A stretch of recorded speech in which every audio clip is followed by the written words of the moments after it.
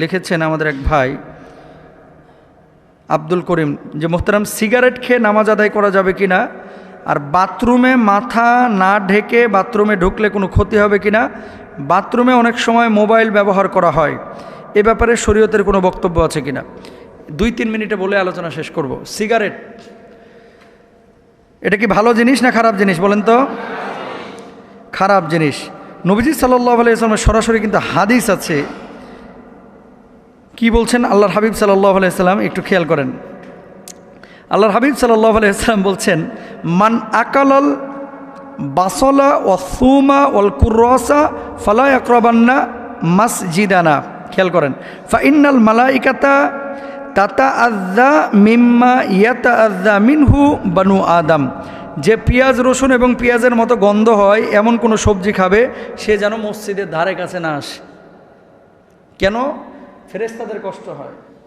পেঁয়াজের গন্ধ, রসুনের গন্ধ, মূলা জাতীয় কোনো খাবারের গন্ধ, এটা ফেরেশতারা পছন্দ করে না, নবীজি পছন্দ করতেন না।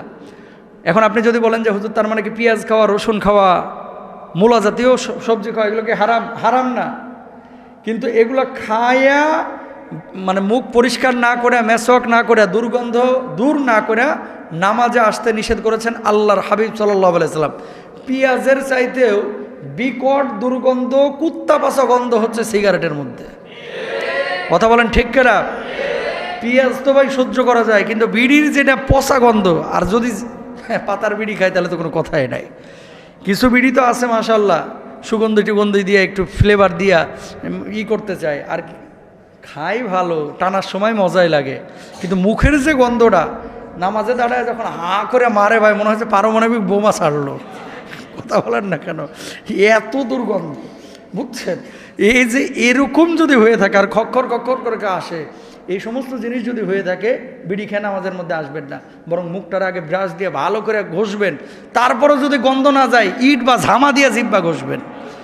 কথা বুঝেন নাই? তারপরও গন্ধ নিয়ে কেউ নামাজে আসবেন না, ইনশাল্লাহ বলেন। এর মানে এই না যে বিড়ি খাইছেন দেখার নামাজ পড়ার দরকার নাই, এটা আবার মনে করেন না যে হুজুর তো ছুটি দিয়ে দিল বাচ্চি বিড়ি খায়া। বিড়ির গন্ধ নিয়ে নামাজে আসা যাবে না। সিগারেট খাওয়া জায়েজ নাকি না জায়েজ? না জায়েজ। তবে ডাইরেক্ট হারাম বলা একেবারে সুযোগ নাই, না জায়েজ, মাকরুহে তাহরিমি বলা হয়েছে। ডাইরেক্ট হারাম কেন বলা যায় না? এটা মদের মতো নেশা তৈরি করে না। তবে এক শ্রেণীর স্কলার ডাইরেক্ট হারাম বলছেন। কেন? কোরআনে আছে ওয়ালা তুলকু বিআইদিকুম ইলাত তাহলুকা। ভুল বুঝেন না কিন্তু, আবার ওই কাইটা নিয়ে যে এখানটা লাগাইবে, বিড়ি খাওয়া জায়েজ হুজুর কইছে। কথা বুঝেন নাই? ওয়ালা তুলকু বিআইদিকুম ইলাত তাহলুকা, নিজেদেরকে ধ্বংসের দিকে ঠেলে দিও না। পৃথিবীর একমাত্র খাবার যার গায়ে লেখা থাকে এটা খাইলে তুই মরবি, তারপরেও খায়। কথা বলেন না কেন?